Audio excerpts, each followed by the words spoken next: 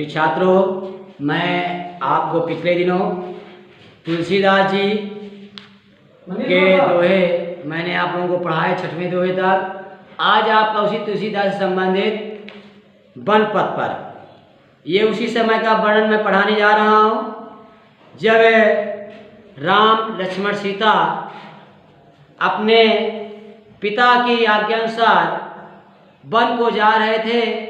तो उसी समय कुछ ग्रामीण स्त्रियां आपस में वार्तालाप करती हैं। उसी के बारे में मैं ये वन पथ पर जो है कुछ आपको चर्चा बताने जा रहा हूँ। पहला इसमें ये है, पूर्ति निगसी रघुबीर बधु धर धीर दये मग में डग द्वय अझलकी भर भाल कनी जलगी पुट सूख गए मधुराधर वय। फिर पूछत है चलनो अब कित की पर्ण कुटी करी हैं कित हैं अति के लखी आतुरता पिए की आँखियाँ यदि चारु चली जल हैं। देखिए बच्चों, मैं इस सविया पर हमारी पाठ पुस्तक काव्य खंड में कवितावली से संकलित वन पथ पर शीर्षक से उद्धृत किया गया है। इसके रचयिता गोस्वामी तुलसीदास जी हैं। इस सवैया में गोस्वामी तुलसीदास जी ने वन में जाती हुई सीता जी की मार्ग जनित थकान का बड़ा ही मार्मिक चित्रण यहाँ बड़े तार्किक ढंग से प्रस्तुत कर रहे हैं। बच्चों, अभी व्याख्या है इसमें, पूर्ति निकसी रघुबीर बधु धर धीर गए दये मग मैं डग दे झलकी भरी भाल कनी जल की पुट सूख गए मधुराधर वे। देखिए, तुलसीदास जी कहते हैं कि श्री राम की बधू सीता जी वन को जाते हुए राम लक्ष्मण के साथ नगर अयोध्या से जब बाहर जा निकली तो धैर्य धारण करके रास्ते पर वो कुछ कदम ही रखे हैं। झलकी भरी भाली कनी जल की पुट सूख गए मधुराधर वे। देखिए बच्चों, जैसे कदम रखे तो क्या हुआ, अर्थात जब कुछ दूर चले कि परिश्रम से उत्पन्न थकान के कारण जब कुछ दूर चलते हैं तो कुछ थकान के कारण पूरे माथे पर पसीने की बूंदें जो है उनके माथे पर झलकने लगी तथा उनके सुंदर ओंठ भी सूख गए। कोमल जैसे उनके सुंदर ओंठ जो है सूख गए और माथे पर पसीने की बूंदें झलकने लगी।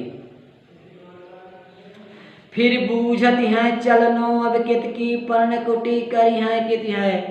अब देखिए बच्चों, सीता जी श्री राम से पूछने लगी कि अब कितनी दूर और चलना है तथा रहने के लिए हमें अपनी कुटिया कहाँ हमें बनाना है, कहाँ हमें बसेरा अपना डालना है।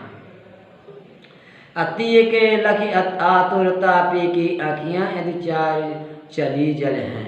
देखिए बच्चों, इस प्रकार पत्नी सीता जी की व्याकुलता को देख करके पति श्री राम की सुंदर आंखों में जो है आंसू गिरने लगे।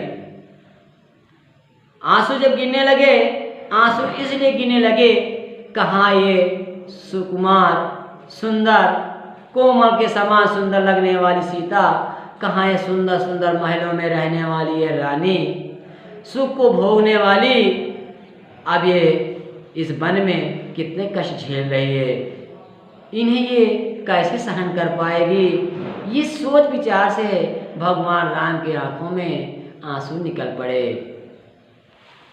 देखिए बच्चों, इस काव्य सौंदर्य के बारे में चर्चा करना चाहता हूँ।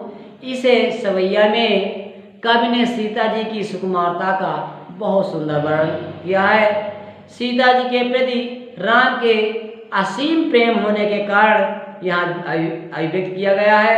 भाषा हमारी ब्रज भाषा है, शैली मुक्तक और चित्रात्मक है, छंद सवैया छंद है, रस श्रृंगार है, गुण माधुर्य एवं प्रसाद गुण है। अलंकार बच्चों, ये अनुप्रास है, अलंकार है। देखिए बच्चों, अब मैं आप लोगों को दूसरा पढ़ाने जा रहा हूँ। जल को गए लखन हैं लड़का अब परिखो पिए छाह घरी हैं ठाड़े अब पहुँची पसेऊ बयारी करो और उपाय पखारियो भूमुर ढाड़े। तुलसी रघुबीर प्रिया स्त्रम जान के बैठ बिलम लव कंठ काढ़े।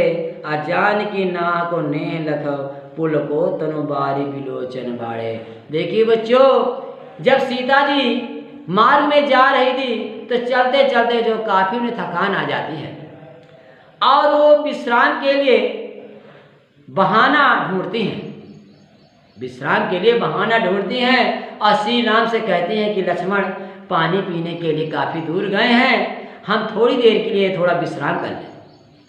और ये पेड़ की छाया है, जहाँ से वो गुजर रहे थे उसी पेड़ की छाया में बैठ करके वो लक्ष्मण की प्रतीक्षा करने लगी। देखिए बच्चों आगे,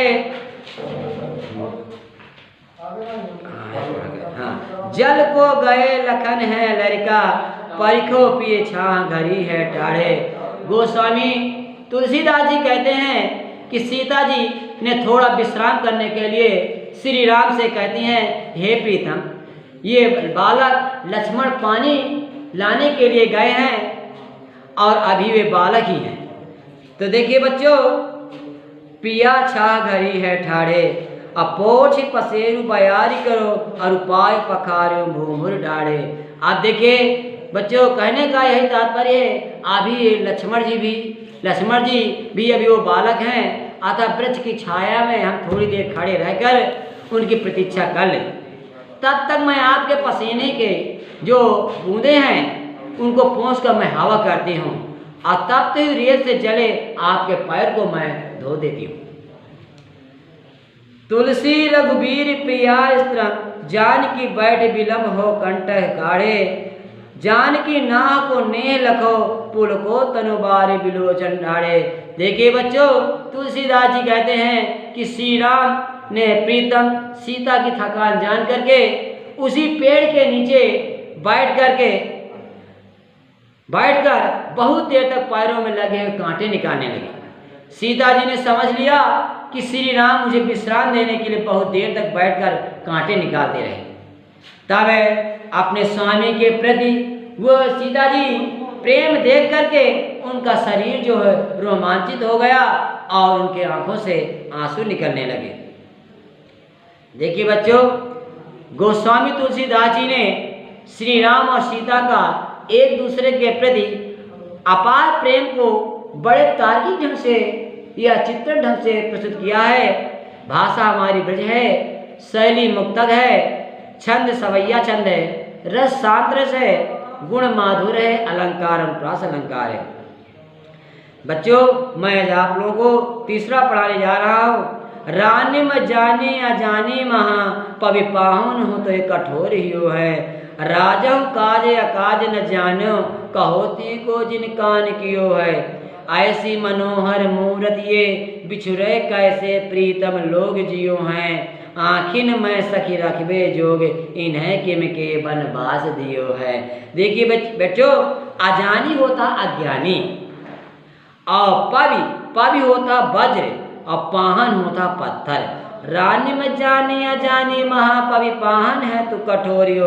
देखिए बच्चों, मैं उसी समय का ये आपको बताने जा रहा हूँ कि इस सवैया में गोस्वामी तुलसीदास जी ने ग्रामीण स्त्रियों के माध्यम से महाराज दशरथ और कैकेयी के यहाँ जो विडंबना यहाँ प्रस्तुत की है, ऐसे सुकुमारों को वन भेजने के बारे में वो ग्रामीण स्त्रियाँ आपस में वार्तालाप करती हैं। ये उसी समय का वर्णन यहाँ बताया जा रहा है।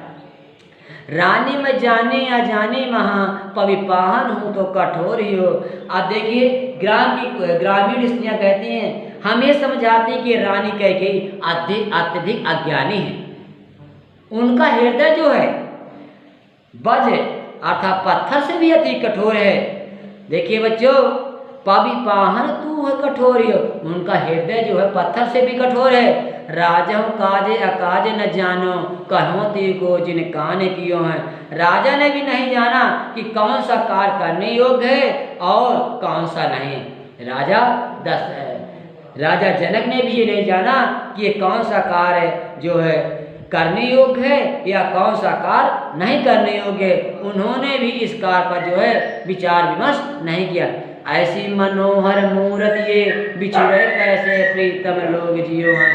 कहने का यही तात्पर्य है बच्चों, अपनी पत्नी का वो कहना माना। देखिए राजा दशरथ अपनी पत्नी का कहना माना, किंतु अपने विवेक के, अपने ज्ञान का पूर्ण रूप से उपयोग नहीं किया।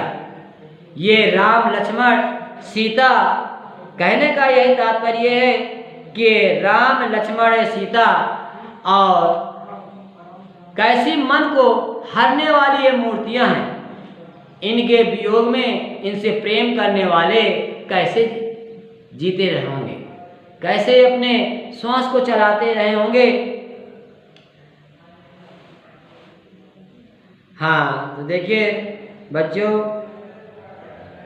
यहाँ से ऐसी मनोहर मूरत ये बिछुड़े कैसे प्रीतम लोग जिए हैं। देखिए बच्चों, ये राम लक्ष्मण सीता कैसे सुंदर मूर्तियों लगने वाली, जो लोग इनसे प्रेम करते होंगे, प्रेम करने वाले होंगे, तो बताइए कैसे अपने आप को संभाल सके होंगे, कैसे वे जी रहे होंगे। आखिर मैं सखी रखबे जोग इन्हें किम के बनवास दियो है। कहने का यही तात्पर्य है, ये तीनों तो हर समय आंखों में बसाए रखने योगी। वो ग्रामीण स्त्रियां आपस में वार्तालाप करती हैं, चर्चा करती हैं कि ये तीनों तो सदैव अपने हमारे आंखों में बसाए कर रखने योग्य है, इन्हें किस कारण से बनवास दिया गया है। देखिए बच्चों, इस सवैया में ग्रामीण स्त्रियों की दयालुता और सामाजिक नियंत्रण की यहाँ प्रवृत्ति भर्सना प्रस्तुत की गई है। भाषा ब्रज है, शैली मुक्तक है और छंद सवैया है, रस करुण श्रृंगार है, गुण माधुर्य है, अलंकार अनुप्रास और काज अकाज और संभव में बेटा यहाँ यमक अलंकार का प्रयोग है। ये संसद अध्याय अच्छा है। हाँ बच्चों, देखिए मैं आप लोगों को आज चौथा पढ़ाने जा रहा हूँ पदावली। शीश जटा उर बाहु विशाल, बिलोचन लाल तिरछी सी भवें, तून सरासन बान धरे, तुलसी बन मार्ग में सुर सोई हैं। सादर बारह बार सुभागे, चितय तुम त्यों हमरो मन मोहें, अपूछत ग्राम बधू सी सो, कहाँ सौरे में सांवरे सगे राम रे को हैं। आप देखिए बच्चों, इस सवैया में जब मार्ग में चलती सीता जी, ग्रामीण स्त्रियां बड़ी चतुरता के साथ वो सीता जी से, उन्हें साथ में दो जो सुकुमार हैं, सुंदर लगने वाले हैं, उनके बारे में वो उससे पूछती हैं सीता जी से कि ये तुम्हारे रिश्ते में कौन लगते हैं। शीश जटा उर बाहु विशाल, बिलोचन लाल तिरछी सी भवें। तुलसीदास जी कहते क्या है कि ये ग्रामीण स्त्रियां सीता जी को संबोधित करती हुई कहती हैं कि हे सखी, जिनके सिर पर जटाएं हैं, सीना एवं भुजाएं विशाल हैं, लाल डोरों से युक्त नेत्र हैं और तिरछी सी भवें हैं, जो तरकस धनुष और बाण धारण किए हुए हैं और वन मार्ग में चलते हुए बड़े अच्छे लग रहे हैं।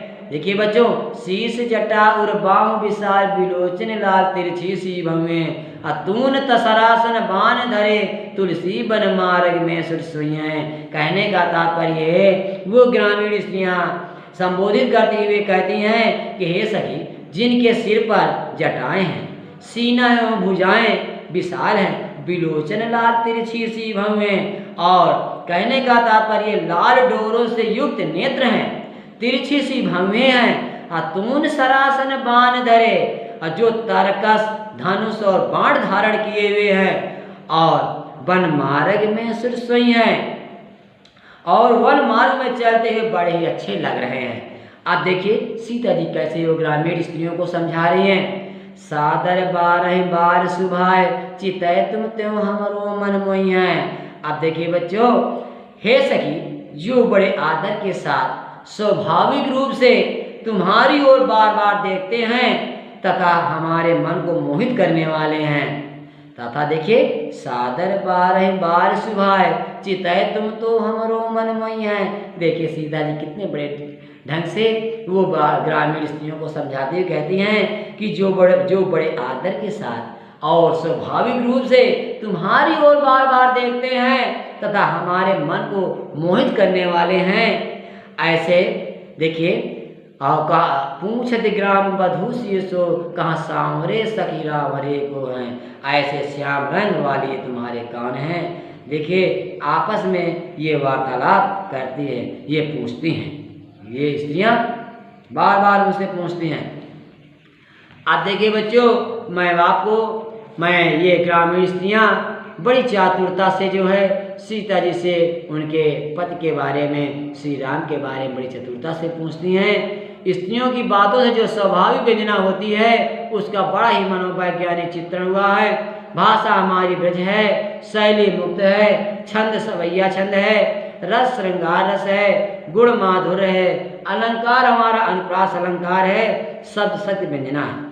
देखिए बच्चों, मैं आज आप लोगों को पांचवा पदावली पढ़ाने जा रहा हूँ। सुन सुंदर बैन सुधार साने, सयानी है जानकी जानी भली, तिरछे करि नयन द्वय सैन, तिन्ह समझाए कछु मुस्काई चली, तुलसी कहीं एते ही अवसर सुह सबय, अवलोकद लोचन लाहुअली, अनुराग तड़ाग में भान उदय, बिगसी मन मंजुल कंज कली। देखिए बच्चों, इस पद में ये बताया गया है जब ग्रामीण स्त्रियां सीता जी से उनके पद का परिचय पूछा तो उन्होंने संकेतों से सब कुछ बता दिया कि ये कौन है। जब सीता जी सुन सुंदर बैन सुधार साने, सयानी है जानकी जानी भली। बैन माने होता वचन से बच्चों, सुधार साने होता है अमृत रस से सने हुए। जब सीता जी ने ग्रामीण वधुओं से श्री राम का परिचय पूछा तो उन्होंने अच्छी प्रकार से जान लिया कि ये ग्रामीण स्त्रियां बड़ी चतुर हैं। पूरा हो जाता है, ये समझ आए, बड़ी चतुर हैं। और सीता जी ने उन्हें बड़ी चतुरता से जो है आप उन्हें बताती हैं कि कैसे तिरछे करि नयन दे सैन, जिन्हें समझाए कछु मुस्काए चली है। सीता जी ने उन्हें बड़ी चतुरता से दिखाते हुए ये कहती हैं कि तिरछे नेत्रों से जो है, तिरछे नेत्रों के माध्यम संकेत करते हुए अपने पति को कहती हैं, मुस्कुरा करके उनके तिरछे नेत्र से बता देती कि मेरे पति हैं, मुस्कुरा करके आगे बढ़ जाती हैं। हाँ देखिए बच्चों, स्टोरेज खत्म हो गया। चलो ठीक है, 2 पंक्तियों बची, बोल दो। हाँ बच्चों, कल मैं आप लोगों को इसी 5वें पदावली का फिर से पुनः पढ़ा दूंगा। हाँ, मैं सबसे आग्रह यही करूंगा कि आप लोगों के ही शिक्षण शुरू से ये सारी व्यवस्था चलाई जा रही है। जो यहाँ हमारे जो सहयोगी लगे हुए हैं, सबके साथ परिवार भी लगा हुआ है। अगर आप लोग जो है समय से हमारे शिक्षण शुल्क को आप जरूर जमा कर दीजिए। 30 तारीख ये इसकी लास्ट डेट है, इसलिए हम आप लोगों से यही गुजारिश करेंगे कि 30 तारीख तक में अपने पहले क्वार्टर की फीस जल्द से जल्द जमा करने का कष्ट करें। धन्यवाद।